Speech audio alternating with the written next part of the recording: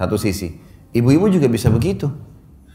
Begitu akad nikah, mungkin di rumah ayahnya tidak pernah bekerja.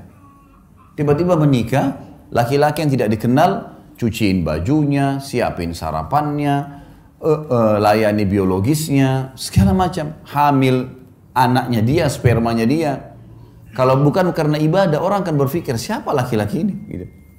Makanya sering terjadi pertengkaran-pertengkaran dalam rumah tangga kadang-kadang dengan hal-hal yang kecil saja, karena memang dari awal bukan niatnya ibadah. Kalau ibadah pasti akan berbeda. Karena kita tahu suka dukanya akan ada, makin berat sesuatu yang kita jalankan, maka kembali kepada hadis Nabi SAW. Nabi bersabda dalam hadis Bukhari Muslim, Inna idhamal ajri ma idhamal bala. Allah akan memberikan balasan yang besar sesuai dengan kadar beban yang sedang diberikan. Emang begitu?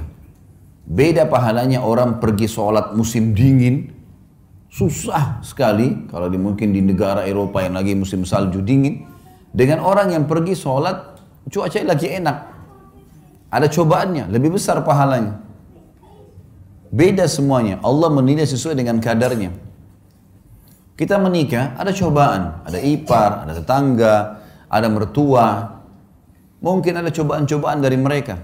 Tapi kalau niat ibadah, kita akan laluin. Karena ini semua ibadah. Saya tidak mungkin menikah dengan suami saya saja atau istri saya saja. Tapi saya juga tanda kutip menikah dengan keluarga mereka nih. Tidak mungkin dihapus status orang tuanya. Makanya banyak orang kalau tidak niat ibadah, mertuanya kalau datang, mungkin karena mertuanya cerewet misalnya, maka dia menganggap, tidak usah datang deh. Bahkan tidak mau ikut sama suaminya atau sama istrinya kalau mengunjungin mertua. Bagaimana caranya kita hapus status mertua itu, status orang tua dari pasangan kita? Nggak mungkin. Bagaimana caranya kita hapus status saudaranya yang merupakan ipar kita? Selamanya itu status nggak bisa dihapus. Tidak ada mantan orang tua, tidak ada mantan saudara, gitu kan? Maka ada orang yang tidak bisa menerima ini hanya karena cobaan-cobaan yang ringan. Permasalahannya karena dia tidak jadikan ibadah. Mertua cerewet, ya sudah, konsekuensinya. Cobaan sedang ada, sederhana dalam Islam, sabar. Terima sabar. Layani apa yang kita mampu, niatkan ibadah. Jadi mudah semua kalau ibadah itu. Ini kita dicerewetin segala, ya sudah, kita tenang aja. Ada yang kita perlu jawab, kalau enggak usah. Sabar itu adalah menerima takdir Allah. Kita bangun pagi, flu. Sabar, gimana caranya? Terima dulu flu itu sebagai takdir Allah, lalu kemudian ikhtiar, cari jalan keluar. Nah itu sabar. Berarti kita bukan berarti tidak sabar kalau kita malah ikhtiar.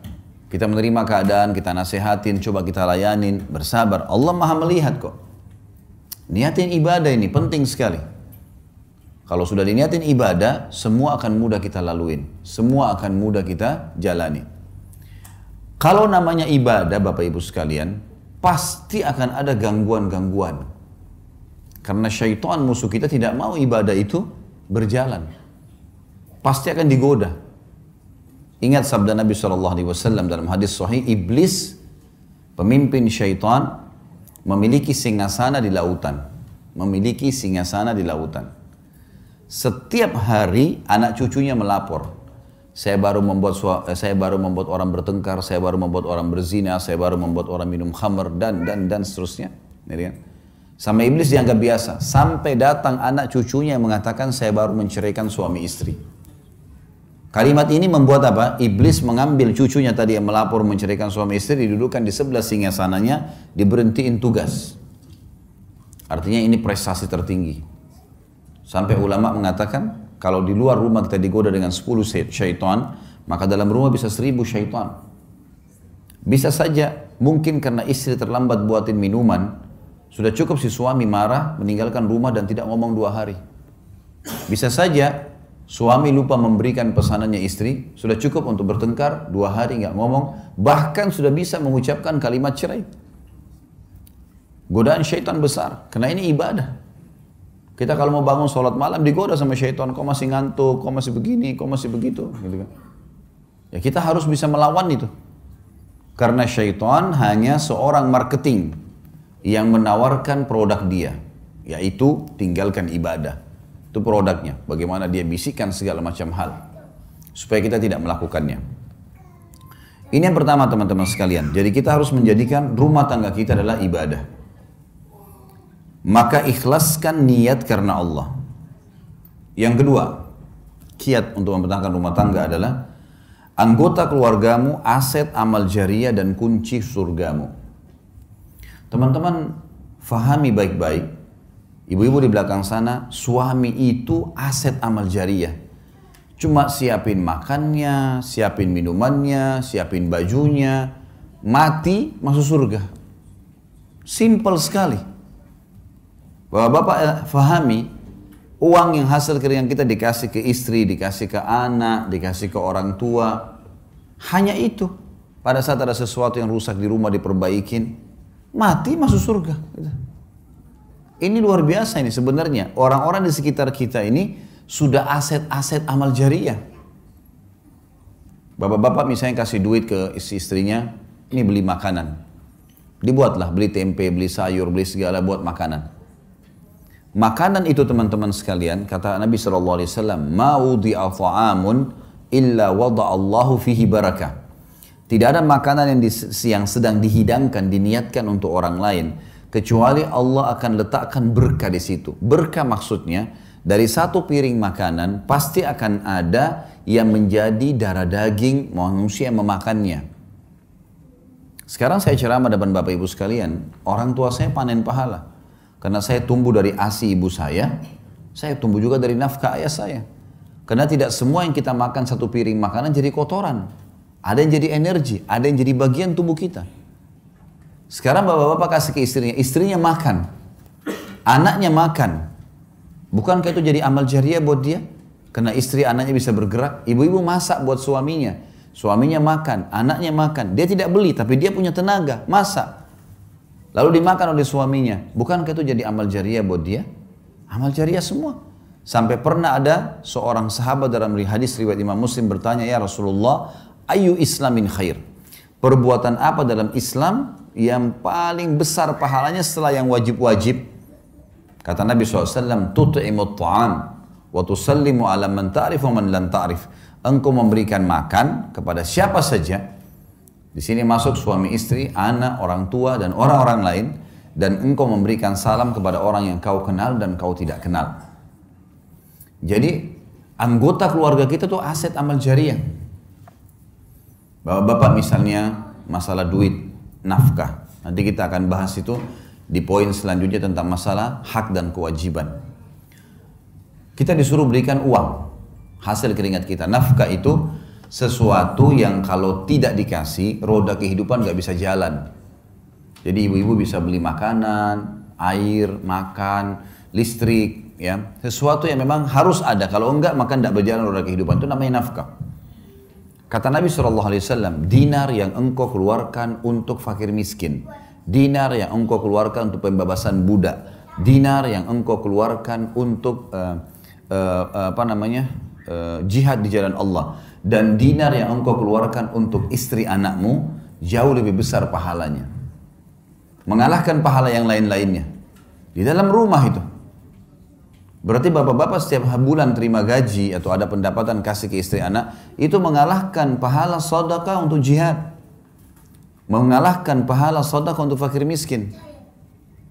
Tapi bukan berarti hadis ini ibu-ibu misalnya bilang, nah itu kan ada hadis tadi, berarti semua gaji suami harus saya pegang.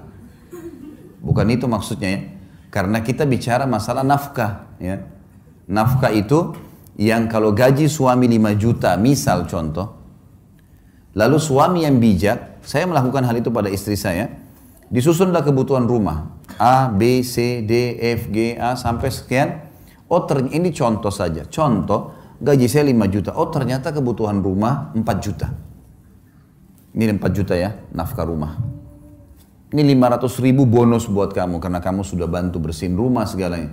500.000 yang sisa, suami punya hak mengelola. Jangan juga, bapak-bapak ada yang, maaf kalau ada yang terjadi ini ya. Jangan juga tidak punya kawam, dia bukan pemimpin. Semua gaji dikasih istrinya, dia mau beli pulsa pun minta sama istrinya. Gimana caranya? beliin saya pulsa. Loh kok lucu itu? Kok malah dia minta sama istrinya? Nggak boleh. Mestinya dia bisa punya qawwam. Dia yang beliin istrinya, iya, harus punya kemuliaan. Nanti kita bahas di sini masalah kenali karakter pasangan. Ada poin-poin setelahnya. Jadi ibu-ibu punya hak di sisi nafkah, tapi ibu-ibu tidak punya hak lebih daripada itu. Kalau lebih sunnah, sebagaimana bapak-bapak tidak punya hak di harta pribadinya ibu. Misal ibu-ibu di sini ada sebelum nikah sudah punya usaha, atau setelah nikah dapat warisan dari orang tuanya. Tidak bisa suaminya bilang, kamu kan sudah 10 tahun saya nafkahi, ini dapat warisan 200 juta bagi 2 ya. Nggak boleh itu. Dia nggak punya hak 1 rupiah pun. Laki-laki, suami nggak punya hak dari harta istri pribadi. Istri punya hak nafkah saja. Lebih daripada itu sunnah, bukan kewajiban. Ini nanti kalau memahami secara benar, seperti batu bata yang kita letakkan di tembok bangunan, maka akan rapi kalau benar semuanya. Tapi yang jelas, sekarang kalau laki-laki mau menjadikan aset amal jariah, apapun hasil keringatnya diberikan kepada istri anaknya adalah sedekah yang paling besar. Wanita misalnya, ibu-ibu di belakang sana. Apa kata Nabi SAW? Kata kunci sederhana masuk surga. Wanita, istri manapun yang menjaga 5 waktu sholatnya. Kemudian berpuasa Ramadannya. Ini nggak disebutin sholat sunnah ya, sholat wajib saja dulu. Kalau sholat sunnah ibu-ibu kerjain itu sudah plus. Sholat 5 waktu, azan langsung sholat, subuh sampai isya. Kemudian yang kedua tiba Ramadan, puasa Ramadan, belum dimasukkan puasa sunnah. Dan dia mentaati dan melayani suaminya pada hal yang ma'ruf. Ma'ruf ini maksudnya bukan melanggar agama. Kecuali pada saat dia meninggal, dia boleh masuk, dia boleh pilih